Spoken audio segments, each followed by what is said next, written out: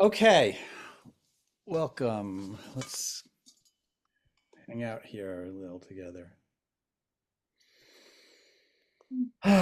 Take a couple of deep breaths.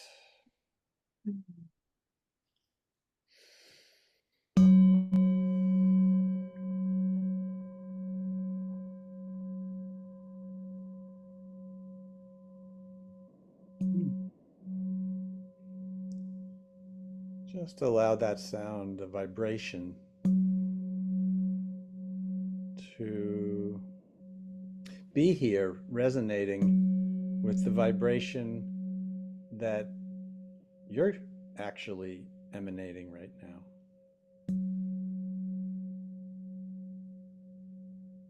And imagine this pure sound is tied to the perfect resonance of the totality of the universe. The perfect resonance meaning it's just a pure frequency. There's no distortions.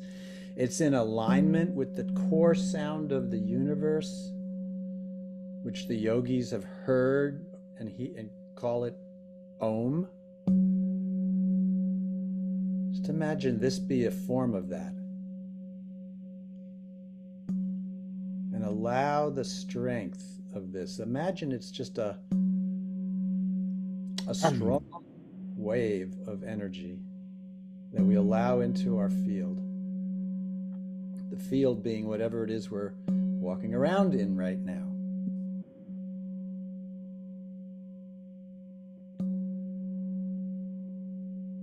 And our field has lots of harmonic, coherent energy that's very aligned with this tone. Fits in some perfect mathematical way. And when it does, it feels good. And when we're in harmony with this, we feel good. That's the signal that tells us. And then there are those places in our energy field that's still out of tune with this. Carries distortions.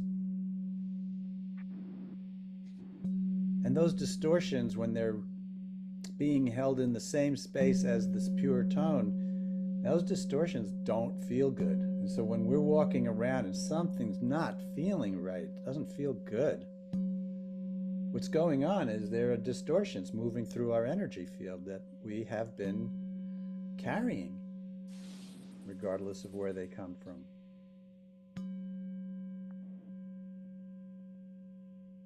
Now, an interesting thing is we could be feeling whatever we're feeling, be it of a distorted type or a harmonic type, and we could still stay attuned more and more to this core harmony. So it's not that we're trying to get away from the distortions to come back to harmony. That's not the way it works. And we're going to talk about that from a karmic standpoint tonight. No, the way it is we just tune to this because this harmonic frequency is so powerful that it dissolves, it transmutes, it shifts the nature of that distorted energy. The distorted energy is nothing more than an energy pattern that's out of harmony with this energy pattern. So we don't try to push away the distortions, because if we do, we're keeping it away from this transmutation. We're keeping it away from this potential to be realigned with this harmonic energy. So in presence, here and now, just allow it all to be. Any thoughts that have been bugging you, or any feelings that have not been feeling right, or any of that, nothing to push away. Allow it to be present. It's presence that dissolves that which is not like itself. Or another way to put it is it constructs that which is not like itself back to being itself. That's how the healing works. Mhm. Hmm. The way this goes is we do tonight. I'm going to take it, I'm going to push it up to the web, up to the YouTube channel. And then I basically sit around and say, okay, source, what's next? What do you want me to do next? And until I get something, I don't even know when or if there's going to be another one. And then I was talking with Luciano the other day, and we're talking, and all of a sudden a zing comes into our conversation. I go, karma. That's what we're talking about next time. So I tell him that, and I send out a message to all you folks, and then I go basically, okay, now what do you want me to talk about?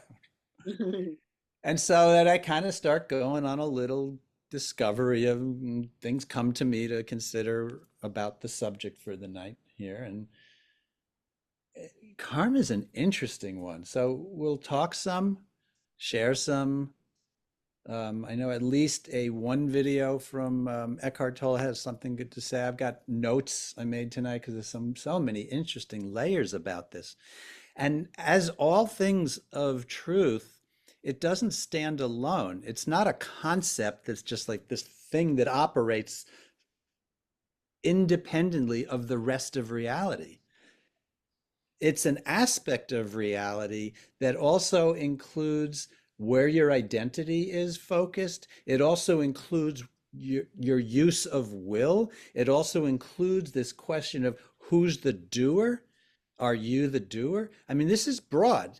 The caricature version of karma is, do good things happen. You do bad things happen. So it's this um, it's just a different form of religious moral um, punishment and judgment bullshit. So that's not what it is. It's far, as you would imagine, it's far more elegant and sophisticated than that. And so it operates in different ways, in different levels, at different places within our journey, meaning of the incarnation. And then there's a long arc and there's an immediate arc, and as almost with everything we explore in the spiritual domain, it all comes back once again to be here now. And you'll see why as we start to talk more about this. So,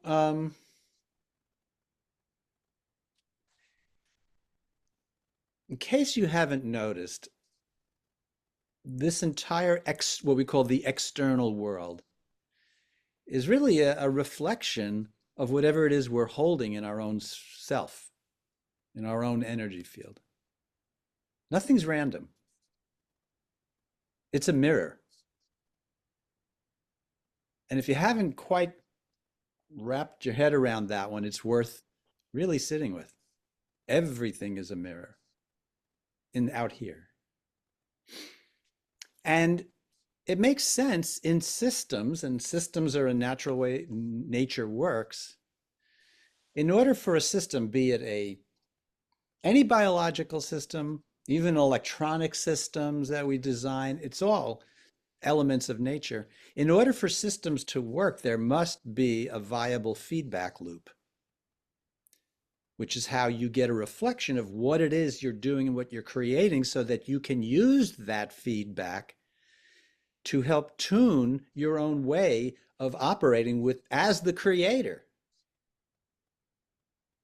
And that's what this external, not the what I mean, world collectively, with all the hard, really, difficult stuff, but I mean your personal world, your personal experience, what you experience, what you come in contact with, what goes on with you, all these, that's all part of the feedback loop. Feedback of what? Of that which you're carrying in yourself. And we look at each other here and we think we're seeing these things called bodies, but what we're really seeing is, a collection of unique energy patterns here. Energy patterns at the, let's call it the soul level, and at the different, if you remember way back, those who were here for early satsang, I talked about these 5 bodies, that we're not just a physical body. There's actually 5 levels of different bodies, each one more subtle and encasing of the other one. And so from the grossest to the subtlest, there's the physical body, and then the pranic body where the breath happens in the life force, and then the mental emotional body. Put a pin in that one because we're going to come back to that.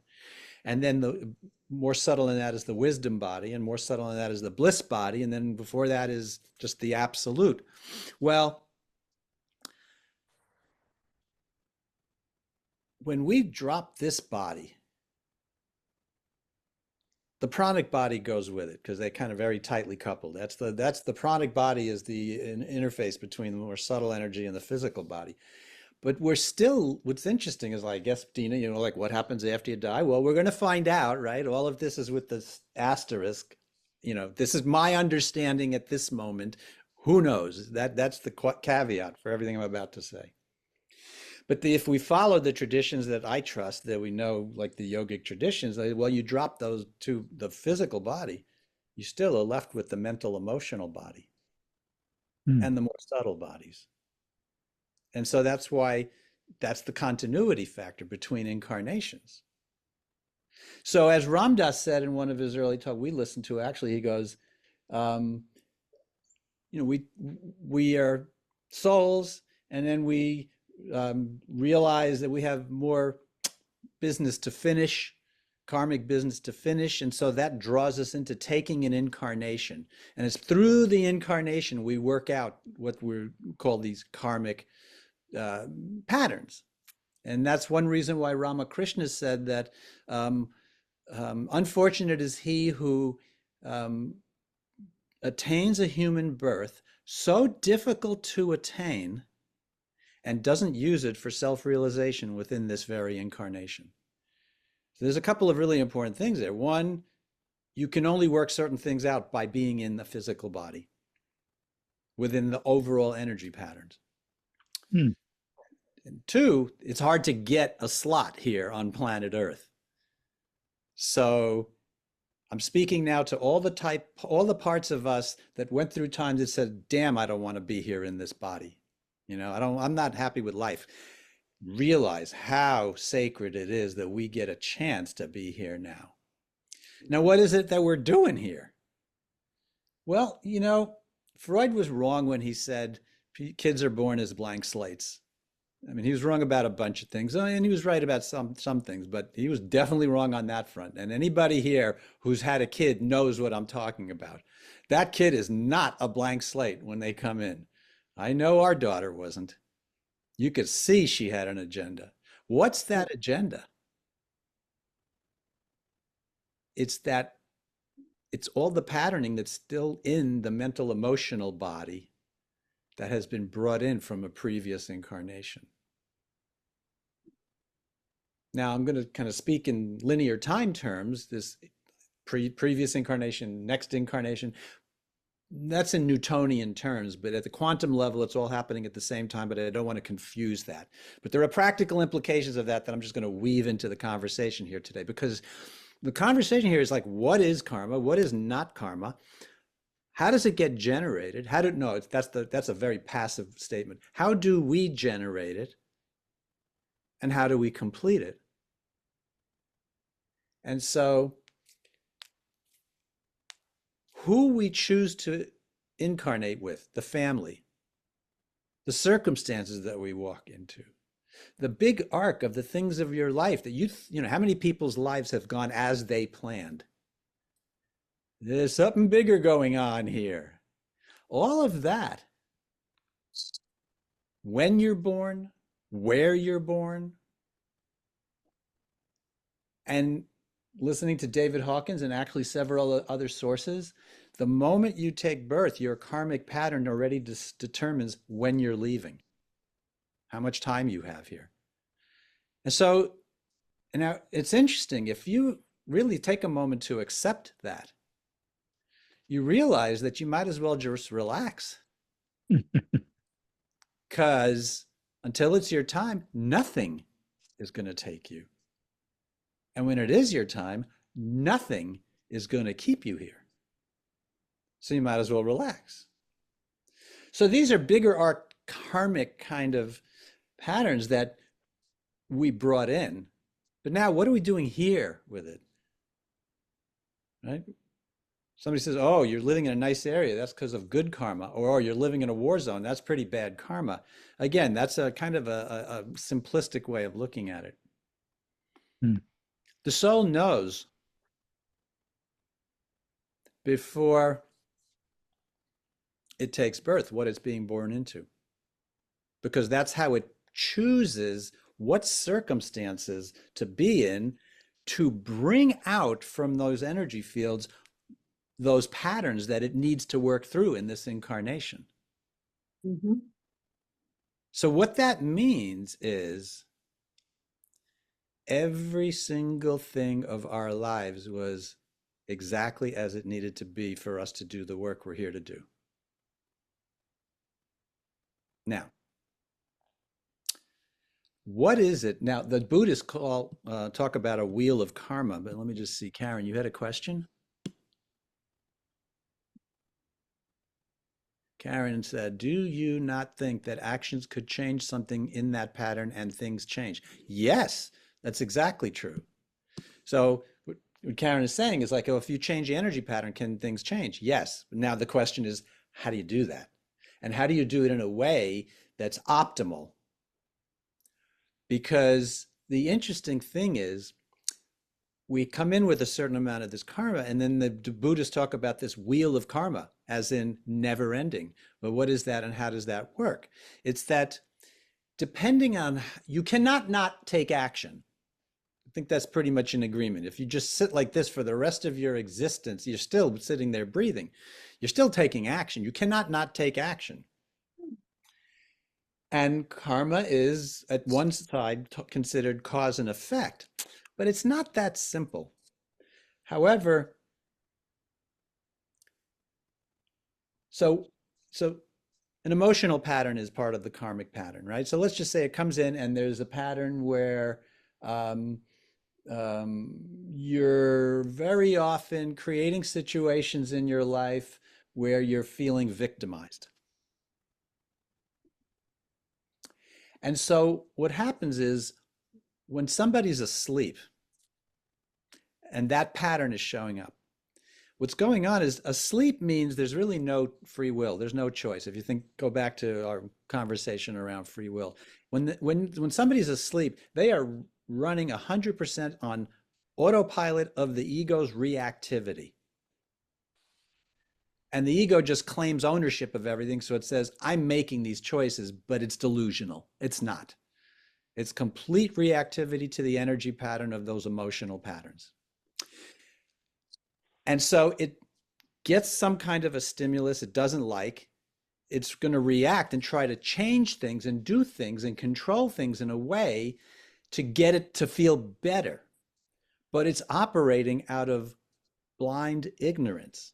So every step it takes, it doesn't know what would actually get it out of it. And to give you the punchline here, nothing from the ego level will ever solve this or release you or be liberated from this pattern.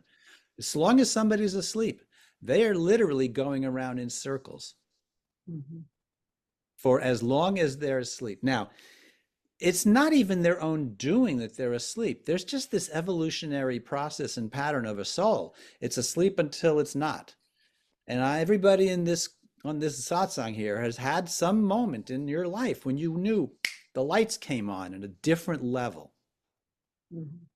That was the infusion of presence into that karmic wheel. And so all of a sudden now there's the reactivity still operating there because that has a momentum to it. But now there's also something else that's going on here, and that's you somehow knowing that you're not, you may not put it into words yet, but you know there's something different here.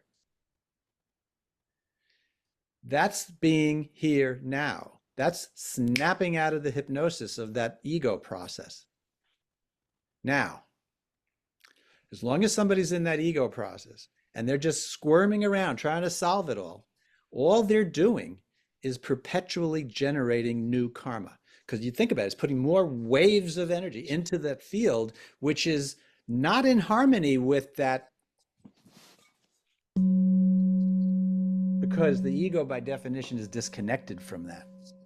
So it's squirming and generating. It's doing this constantly. And all it's doing is putting more energy into those patterns that we carry that are disconnected from ourselves. And there is suffering right there, over and over and over and over. Okay, what's the way out? It's not at that dimension. It's not on that wheel. That wheel is in time. That wheel is taking a constant flow. Imagine the time, but time not in a straight line, time in a circular fashion. Here comes the past again. I react, I push it out into the future, and there it goes again. But then it comes back around again. That which you put out comes back at you. There's karma right there. So the karmic wheel's coming, and how right across here, across my experience now, how I am in relationship with what's coming through right now will determine what happens on the next go around. So if I stay in victimhood, which is the ego's pattern, right? That means there's a perpetrator. So I'm now looking for something to blame. So it comes around and I feel victimized and I go, you're the problem. And it comes around and now I just infused a whole lot of distorted energies back into my own energy field, which is going out and creating reflections. And what do you think just happened? That moment of me reacting this way unconsciously just put in motion the next iteration of that very pattern. It's just that it's going to be in a different disguise. Instead of with Jane, it's going to be with Sam. Instead of with the doctor who mistreated me, it's going to be my boss. The story doesn't matter. It's the pattern. You guys have heard me say that over and over again. And the more I see it, the more I cannot emphasize strongly enough. Don't get caught in the story. The story is not the story. The moment you let go of the story, bam, you're popped up automatically and you start to see the pattern. Okay, now, how do we interact with this karmic pattern? It's not like we're carrying one, we're carrying a lot. That's okay. Enter presence. Awareness, the superpower. Why is it the superpower? The Buddhists say awareness is corrective. Number one, what does that mean? And two, corrective of what? Of the pattern. Of the pattern. That's exactly right. And so if we don't honor presence and that which we are and step into it and choose it more and more, because once presence shows up in your life, which is that place, as I mentioned, where you have limited free will, but the only free will you need, which is to choose right now to listen to the voice of the ego or the voice of source. Source is the source of presence, of awareness. It is that harmonic resonance. It's this, and the most pure, most powerful resonance. And if we look at it as pure physics, pure waves of energy, you have several waves inside a space, let's say a room. The strongest energy field is going to cause the other ones to entrain to itself. Now that goes for strong energy wave of love or presence. It also goes for a strong energy wave of fear. That's how we see everything going on right now in this country, and how the powers that be are using an entrainment of fear. Separate conversation, but it comes into this idea of energy flow. And so, but when we are choosing presence, choosing awareness, which is to say choosing our true nature, what happens in that moment now, remember, the wheel of karma is coming right past your field. The choice is now. When you say, like, if I'm asleep, just going around. I am in time. There is no now. There's only the past regurgitating to the future and back and forth. Don't even perceive it. But the moment you wake up, here, vertical. Here, the time is still going here, but your consciousness is here in the now. When does the now start? Where does it end? It's the eternal now. Okay, now I'm standing in presence. Something's coming by from my karmic past. This still has momentum until we stop feeding it energy.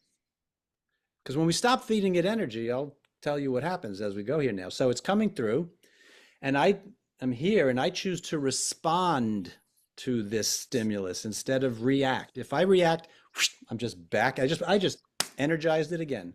But the moment I respond instead, which is to say, I'm just going to be here in presence with this. Sure, it feels uncomfortable. Yeah, okay. Yes, I feel like stomping around. That's okay. It's all in the service of me being in presence with this. What it's saying is, I'm allowing the infinite field of harmony to take this energy. That's the awareness. That's corrective now. And because this is the strongest field right here in the moment, meeting this old karmic pattern, this transmutes this back to itself. So the mind, the ego mind, when it's trying to figure out how to get me to be okay, is creating new knots, Knots. And the whole karmic thing is just getting tighter and tighter and tighter.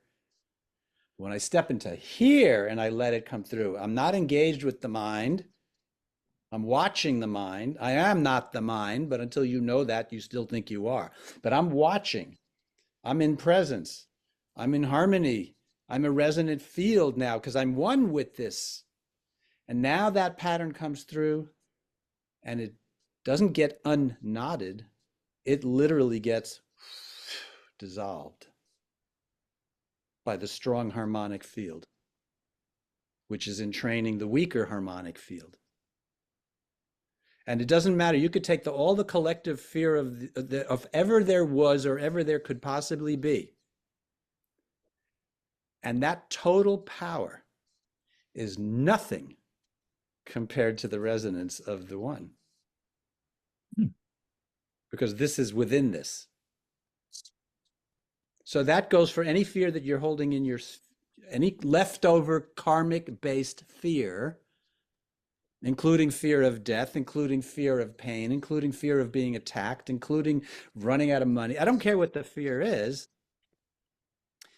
When it wants to come through into present awareness and you allow it to come in and you hold it from in the place of presence, two things. One, you're no longer creating new karma with that because you're not reacting. Two, you're dissolving and the momentum of the old karma is dissolving. And okay, so let's put it on some magic number line. So instead of 100% energy of that pattern, you've been coming around and you've been holding it in presence, and now it's only 80% of energy. So it doesn't have the same intensity and it may not have the same magnetic pull, but it comes around again. But okay, fine. As long as it's coming, I'm going to just hold this moment now, all in presence. And then it goes 60, 40, 20, 10. And all of a sudden, it doesn't even show up anymore because it's gone. Now, here's an interesting way of describing it, Dina. That's a death. That's a death of an element of the ego, an ego, part of the ego death of what you're not, but that which you thought you were. Yeah, that makes sense. Okay, so take that and extrapolate it out in all directions. All death is a letting go of that which you're not. Okay. That helps. Thank you. So now here's the other piece of this. This is the other piece of this. I think we talked about this in the free will one, again also. Who's the doer? This is an important aspect of what we call karma yoga, which is the yoga of working through the karma so you get liberated from it. Okay. Who's the doer of these actions? Now this, this can get a little subtle, but I really want to hang out with this because it's an important one. The Now, mind. well, I mean, if you put it in the most, in the most direct, straightforward way, who's the doer? Me. Ego. I'm the doer. Well, that's not exactly the case, it turns out, the deeper truth.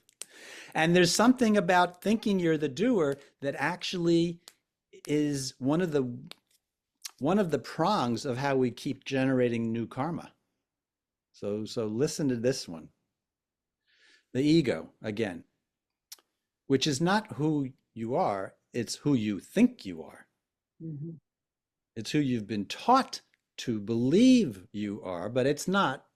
Okay, but we all walk around with this until we wake up from it. Then we still have it, but it's no longer, you don't mix up your identity with it as much anymore. But the ego as an entity is narcissistic by its nature, which is to say it's self-absorbed, which is to say it keeps regurgitating its own distorted thinking processes to itself. And if it's narcissistic and it's self-absorbed, well, then when an action is taken through this entity, what else could it think but I'm the one doing this? There's nobody else in here. I'm the one doing this. Well, here's the thing, and this comes back to the other prong that's important to get here, because I'm weaving them together. And that is the idea in karma yoga of giving up the fruits of your actions. Now, this is an important one. This is where you're going to start to, as I talk about this, you're going to start to feel all your attachment to things. But this is really, really interesting.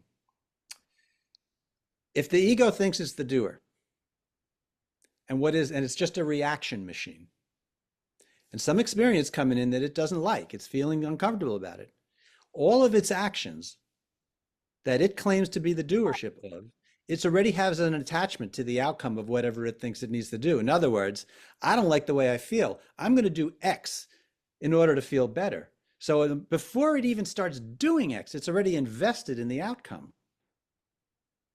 That investment is guaranteeing an outcome that is not in harmony with the whole.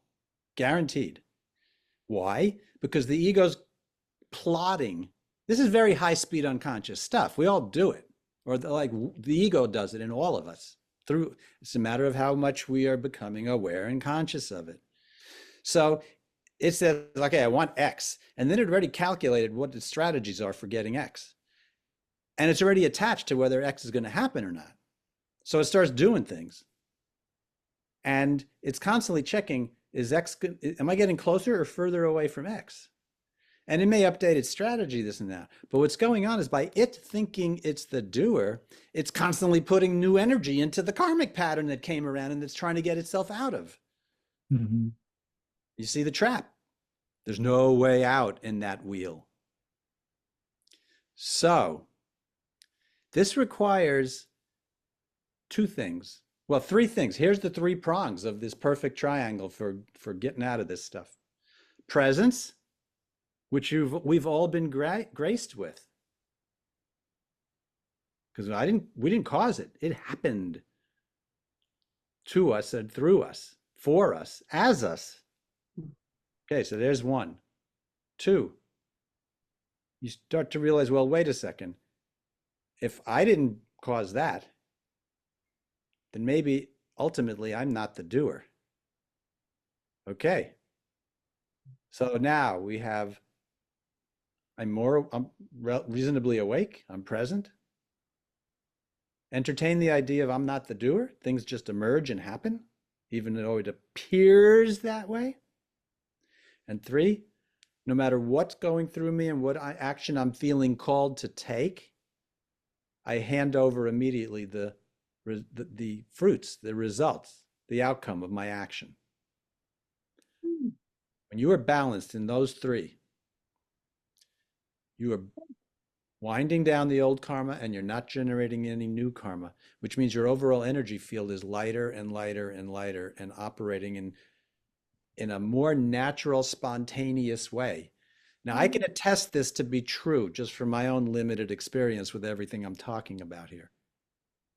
No question about it. You mean surrender? Like, so I'm really trying to understand. Yeah. I'm getting a little confused, but you're saying like you just give it over. Yeah. So that means that you're just, if there is an outcome, you just surrender it, like for the highest good, right? Like, It's like, okay, like here, the Yerk project, right? This thing has been an incredible um, demonstration of like everything we talk about here. It was this trickle of an idea. And it's like, and so I just started saying yes to it. But honestly, it's not my yurt. I'm just being called to do this action and then this action and then this action. And it's not, I'm the caretaker in a sense, you know, I'm being called to do this. I'm being called to get these elements. I was called to build these crystal structures. I was called to put in this kind of lighting, but that's why I said this is subtle. You just have to keep playing with it within yourself. So you start to feel the difference between I'm going to do this versus what would you have me do here? oh, okay. Ding, ding. Okay, Yeah. good. There's a qualitative difference in feeling when you come at any potential activity from those two places.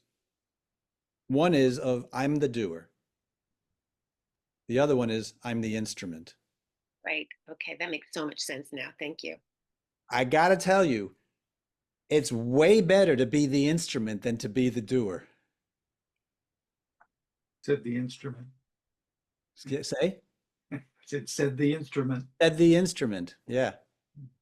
It's way better to be the instrument than to be the doer. Well, that reminds me of Stevie Wonder because he is such an instrument. Like he probably just goes, bring it through. And Bring like, it through. Right. and you know, that like, you know, as an artist, I strive for more of that, just being the instrument instead of trying to figure out how to write clever lyrics or how to, you know, put a clever act together, just being an instrument and allowing it. So that's a lot. I think that's for me, that's how I'm making sense of it. You know how to do that for yourself really well as a musician. You do. I know you. I mean, you do. That's why when you're singing, you're as bright as you could be. You're just allowing it to come through. What I'm saying is because you know how to do it through that, you actually already know how to do it across your entire existence. Do it that way. Okay.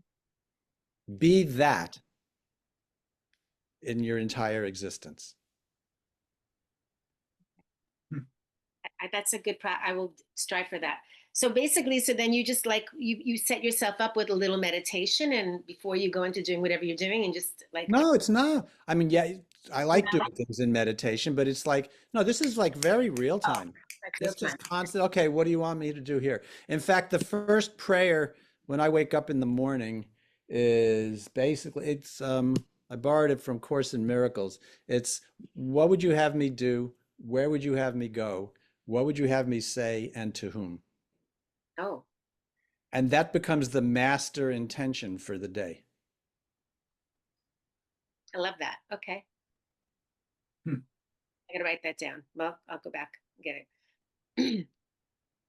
Let's see. Karen asked, in moments of being in the present moment, how do you describe the place where it is no longer karma or reaction? Then where are you? Flow? Okay, here's how you know. The signal to pay attention to is your level of inner peace in that moment. Even if, because let's say some old karmic pattern comes around, and again, relax into the idea that especially as you start working with these patterns consciously, there may be some more intense ones that you haven't dealt with yet. So don't worry about that. But what's going on is, so you may get thrown If it's a strong emotional, it's really the past. It's just the past that keeps coming back. So if you have some strong emotional reaction to something, and you get thrown, and you go to sleep for a minute, it's like, and you go like, don't start getting worried like, oh shit, I'm creating new karma. It's more like you're in an awakening process. So you come around and you may have gone really deep into that emotion at first, and you wake up and you realize to come back to presence and then hold it from there, and it'll come around again. So even if it comes around, as it comes around again, it may not be as strong, or but what happens though is you can start holding both spaces simultaneously. That's ultimately where you're going, is to be in presence and allow any of this stuff to come into your presence. So you may feel like, okay, I'll give you a personal example. The other day, I like just found this pocket of jealousy in me. It wasn't about my relationship with Wendy. I just like this, I don't have to go into the details, but it's like, holy shit, this has been hanging out in there and it's kind of been offshore. And it's like, and all of a sudden, like the door opened, it's like, boom. And it was not comfortable. Okay, well, I had a couple of choices, right? I could start making up stories about why this is and start to blame. And, that's, I don't do that anymore, but that would be the old pattern. Or this one is like, all right, bring it in. Come on home. Welcome back into the field. So I had a potential reactivity to it, but it was very little because I'm already now steeped in the present enough to know that anything that wants to come in to be healed is welcomed. So even if it was uncomfortable, being held in a bigger field of inner peace. That's the relationship that I think is worth calling out. Like if you get pulled into a deep karmic pattern, you may actually get lost in it for a little while because of the emotional intensity of it. Well, it's okay. Don't worry about it. Everybody on this call is awake and enough to eventually come out of it. That's because that's always there holding you up and working with you. So you come back up into awareness and you just take it and then you do what you do with that pattern, right? Bring it home, welcome it in, hand it off, do a ho'oponopono if you whatever your favorite spiritual tool or way of being with it is. But you're doing it from a place where you're choosing home. You're choosing the true nature. You're choosing the harmony to bring it to. You're not creating any new karma there. One could say you're creating good karma, if you will, but no, that's not what we're talking about. Because good karma, bad karma, that's irrelevant. It's both of those are still just spinning the roulette wheel of karma. We're talking about transcending it, extricating oneself from it. So regardless of what it is, doesn't matter. So Eric. Yeah, Mike. So when the jealousy came in or whatever it is, some patterns came up for me today in a really big way. And so you're speaking directly to, okay, well, what was you take out here's what I'm going to do. And you talked about it, but I wish you would go into it just a little bit further. How I dealt with it? Yeah. Yeah. Well, the main thing is I took a deep breath. It's like, oh, man, thank you. Come on in. So there was the compassionate response to this part of me. Right? Not like, oh, this thing has been messing up all my plans forever, because I actually saw it. I was like, it came out of an inquiry of like, wow, that didn't follow through and that didn't follow. What's going on there? And that's when all of a sudden I could feel this coming in. Because it was the answer to my prayer, which is like, show me the source of this. And so it came out of the shadow, right? Because it's not a comfortable feeling. And so because of that, right, my defense mechanism was kind of keeping it a little offshore, amorphous. It was there, but not there. I don't know if that kind of rings a descriptive bell to you about certain feelings that hang out in the in the field. I call them hanging out offshore. So I don't quite have a clarity about it, but it's affecting me. Okay, well, once it started coming in and I welcomed it in, it's like, come on in, come on home. And I think I mentioned this before. I know I mentioned it with you one-on-one, but I mentioned it in the group in general here, is that I no longer leave myself. See, if I think I'm the feelings, I leave myself to go into the feelings because that's the mistaken identity merging. And then I lose myself, right? But I'm the one who's the light. So now all of a sudden I'm not in the light, right? I'm in the dark of the feeling. So I no longer leave myself to go into a feeling ever. All feelings are welcome to come to here. That's the reintegration. That's it, you know? That's when the fragment, because I, at some point in my past, I rejected this part of myself, right? Jealousy, bad. Self-judgment, no, go away, right? So that was a rejection that kept it offshore. I'm the one who kept it offshore. It doesn't go on its own. So once it surfaced, I welcomed it back home. What's home? The heart. And by that, I'm just within a day or two, it's like it's really transforming. Why? Because awareness is corrective. So I'm not reacting to it, I'm responding to it. That's the difference that makes the difference. Okay, you could only respond from presence, which is why we're back to be here now. Okay, so then who's the observer? Good question, Your Dina. soul. Well, here's the answer. It's not in words. Who is observing right now? Who's observing right now? Notice this. You know, your mind may say, well, I am. Okay, who am I? That's the wrong answer though, so I'm trying to think of another Who option. am I? Source. Right? Who am again? No words for the answer. So you notice this is really interesting, Kimberly. Notice how the mind wants to throw an answer at it. Mm-hmm. And then it says, I got that one down. No, no, it has no clue about reality. The mind is living in a hallucination. And no, it's more, it's the hallucination creator. So these kind of questions, which are self-inquiry questions, the answer is not in the word space.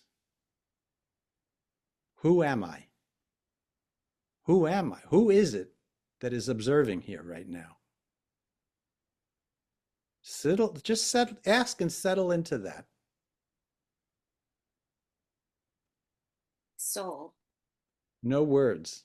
Oh, Imagine it, that's the only like condition here. No words. So I want you to ask and just keep sitting with your experience. Who am I that is who's observing here?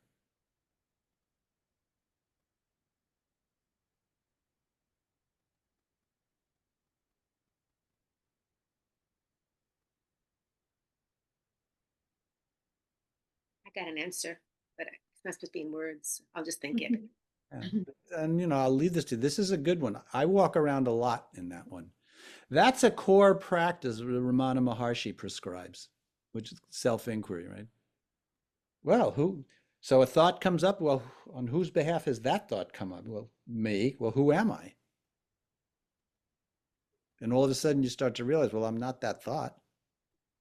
And it just keeps going. And then you start to realize, who's having this feeling? Me. Well, who am I? Well, wait a second. Who's this I that thinks it's having this feeling? And you just keep asking. And you start to realize over and over again, what I actually am is not that I that thinks it's having the feeling. So,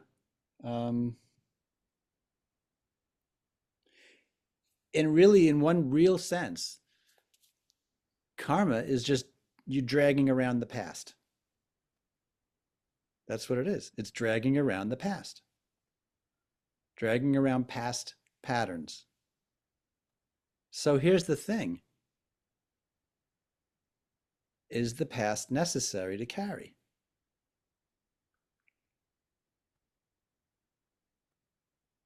Hmm. There are parts of the past I want to carry, like Now, okay, well, where is it? in my heart, like of my mom and people that I love that are no longer living here, but I Is want is that a past memory, or is that love something you're feeling now in the present?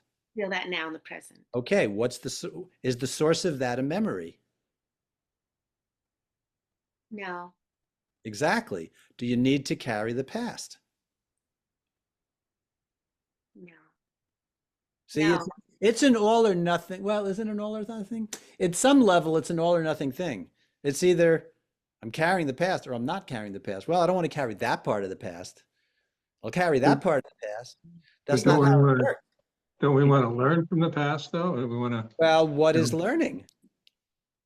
well, Thinking, And and what adjusting and letting go. And I mean, growing, it fits with the process of what you're talking about, changing patterns, recognizing patterns, so I guess.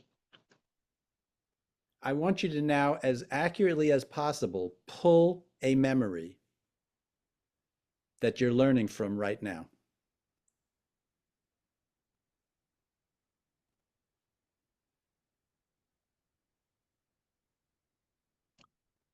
You asking me or Mhm. Anybody. See, you can't Yeah. actually do it because what I asked you to do is Well, basically go into your mind and have your mind construct a thing called a memory and bring it back to now and somehow piece it all together with what you're learning at this yeah, instant. but I mean, as you're talking about all this, I was remembering times when patterns have come up Uh-huh. and I've gotten, caught in that pattern. It's like, oh, okay. Yeah, that's a pattern. I, I don't, you know what I mean? So, and I don't want to go too far down this wormhole because there's a lot of good stuff in there, but I don't want to Yeah, get it. I want to keep it in the context of this bigger picture here. yeah. Anything you've learned from what we call the past that you've actually learned, which is not an intellectual process, unless you're studying for your SATs or something, but put that aside. But anything in a life lesson that you've actually learned is present in your experience now and always now. And when it needs to be in your conscious awareness for you to work with it, it shows up because you've integrated it. Well, Yeah. Eric, what about your example about jealousy? You learned that, well, you learned that that was not of you, or I'm putting words in your mouth. Yeah. But But- that is not because of a memory. I want to be really clear here. A memory is a construct held in the mind. It doesn't actually exist. And it's distorted because every time you come around to remember that thing, it changes a little bit, right? Think about to the last great vacation you had. You had an infinite number of moments of experience there, but you've basically locked in 5 or 6 bits of information, and somebody asks you about that vacation. Oh yeah, it was great. We hit this place and we went to that place. That is not the experience. The experience of whatever you learned from the past is encoded into your entire energy field consciousness now, if you really learned it. oh, And, if you really learn and it. so an example, it's like I've already learned to be with difficult feelings. I didn't have to go into a memory bank and look it up and go, here comes jealousy. How do what? It's coming faster. Quick, how do I deal with this? No, it's been integrated. My natural response in alignment with the totality of reality is what responded to it. Do I need to be carrying anything from the past that brought me to this place to be able to respond that way? Is carrying anything from the past, does that actually have anything to do with the full integration of what I am right now? It doesn't. So it's about being aware of it, Bingo. not carrying it. But That's all it is, Don. It's like I say, that's all it is. And it is that simple and it is Yeah. that powerful. right. Be here now with whatever it is that wants to come. And this question Right. of good karma, bad karma, I did something wrong in another lifetime, so I'm being punished for it now. It's all nonsense. Yeah. It's how do you respond to now? Period. End of story. And that's it. You just start operating from this place and everything takes care of itself. Yeah. All right. No, I don't even need to put on any of the Eckhart Tolle video or anything. This discussion has brought out such great clarity about all of this. I'm going to be replaying it over and over. There's a lot. I love it. Thank Yeah. you. Yeah, there's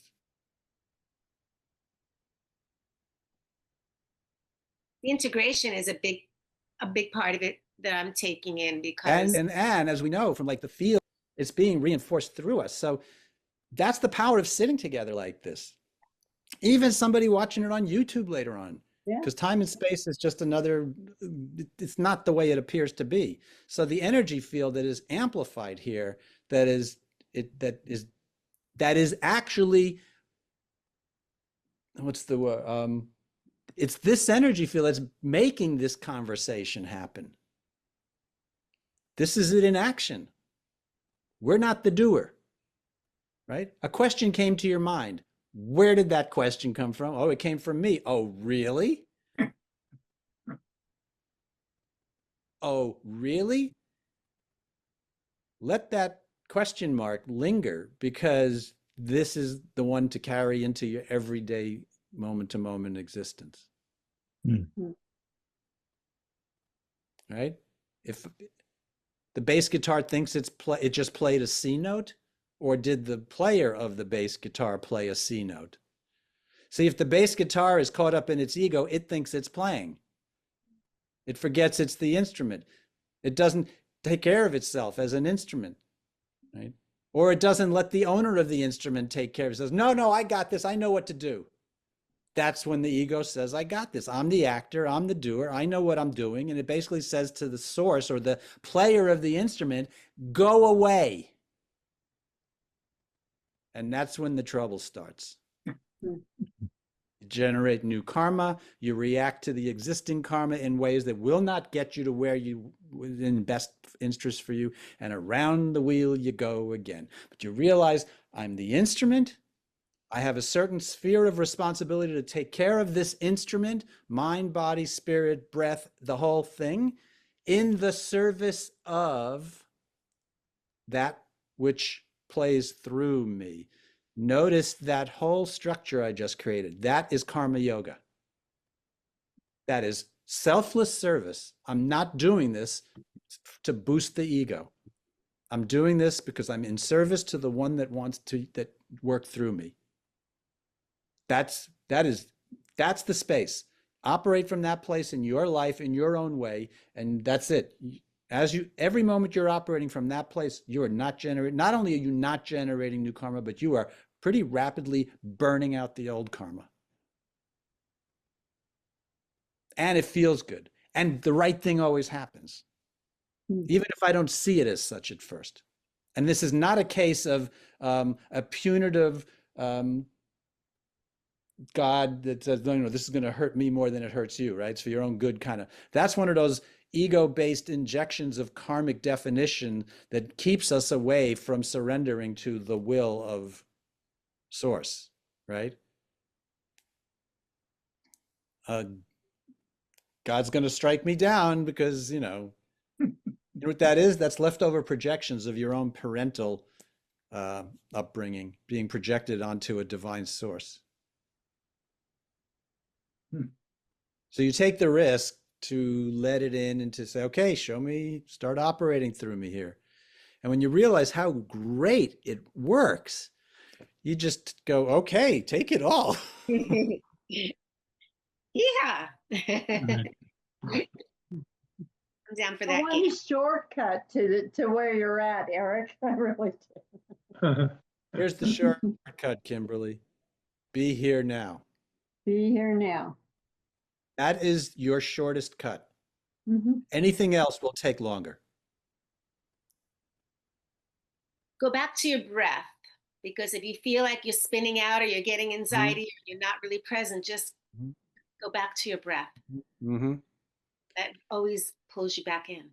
Yeah. Take There's it this, everywhere. There's this interesting thing, that Eckhart Tolle talks about called the pain body. He calls it out pretty strongly and defines it in his book, The Power of Now, which if you have not read, I recommend you read. I think I have it. The pain body is the karmic emotional past that's getting dragged into this, that we experience as emotional pain or physical pain. That's karmic stuff. And so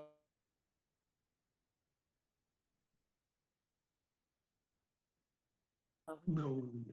Don't freeze now. um, Oh, it's a Come drag back. in the past along with us. Hmm? Oh, did it go unstable? Yeah. You just froze for a for a second. minute. Drag some cash Yeah. into this. Let me see if I have anything to say about, or notes I made about that. Physical pain, emotional pain, Oh yeah, I mean all of that. Yeah. issues in our tissues. Oh, wow. That's a good one. I never heard that one. Yeah, that's a new one. Hmm. Yeah, this maybe could be its own topic one night. But this is it. Pain body, energetic residue of unprocessed pain, feeds on negative emotion. So it generates negative emotion. And it's like its own little autonomous entity, the pain body. It generates pain. It feeds on negative emotion in order to keep itself alive. It hijacks identity. I mean, I think we've all had that experience. It causes a person to speak, think, or act from that wounded place. We've all gone through this. This is going to be, you know what? I'm going to make this its own subject because this is good and how to work with this. I think this is an important one. Especially with this lesson we just had. Yeah, it ties into this. And I don't want to like start now because we just don't have enough Yeah. time tonight. And I don't want to water down what it is we already talked about. This was great. I thank you. Yeah. Yeah. Yeah. And it's funny because I'll do my looking up stuff, I'll read, I'll make notes. And I know that I'm not going to look at any of that because I'm just going to go into, okay, what do you want me to say here? Mhm. My battery's about to die, so if I just blink off, I'm sorry. Okay. Yeah. We're going to meditate. Okay, let me go plug it in. Do your thing. I'm just going to take it with me. Okay. Okay. Good. Let's just take them right now and just let all the vibrational truth of this to just sink in.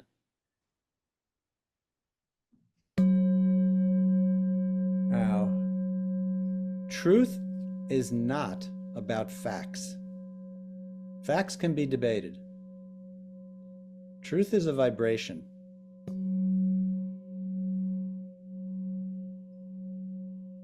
And you know it's true because it feels good. It feels harmonious.